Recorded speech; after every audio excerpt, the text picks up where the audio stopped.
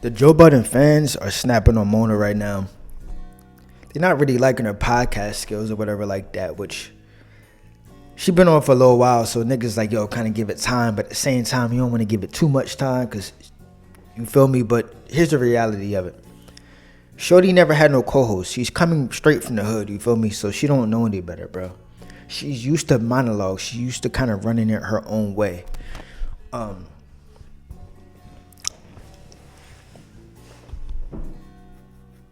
This bad podcasting thing is kind of new, you feel me? Adam 22 kind of ran with it. Joe Budden kind of ran with it.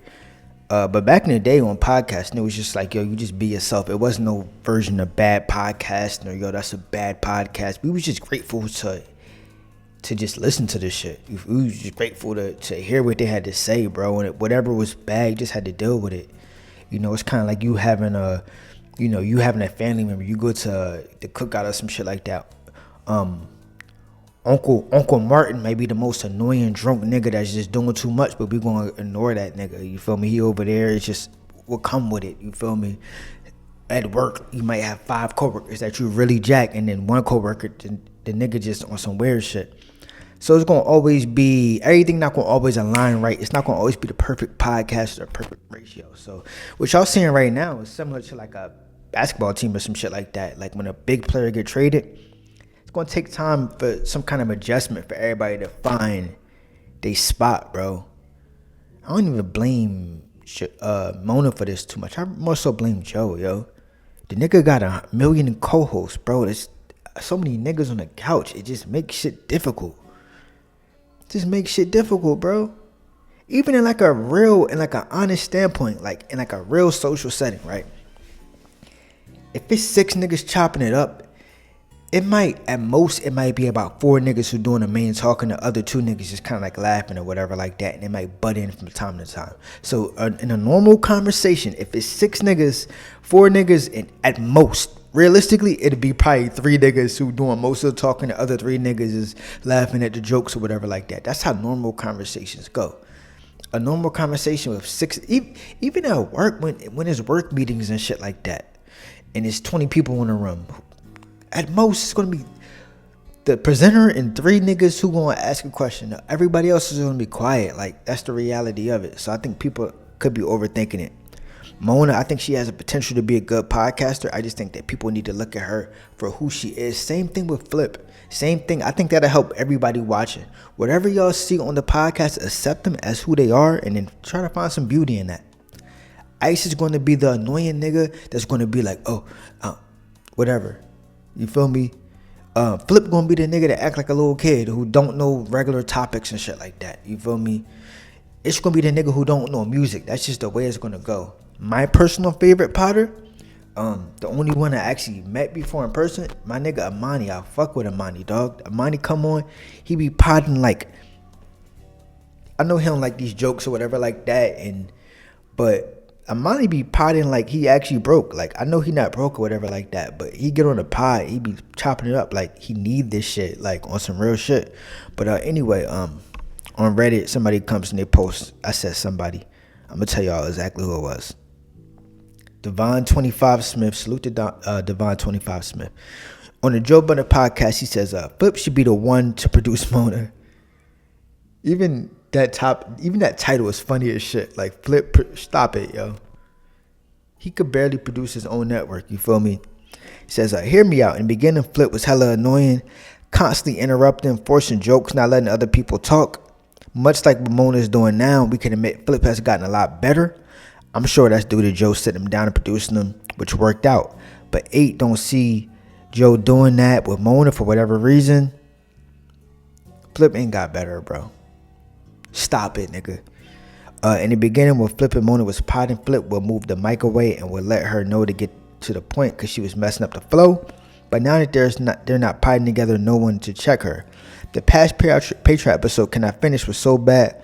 Mona was constantly interrupting, stepping on a joke, dragging conversations. It was a mess. So it's just, yeah. They're stepping on jokes and shit like that, and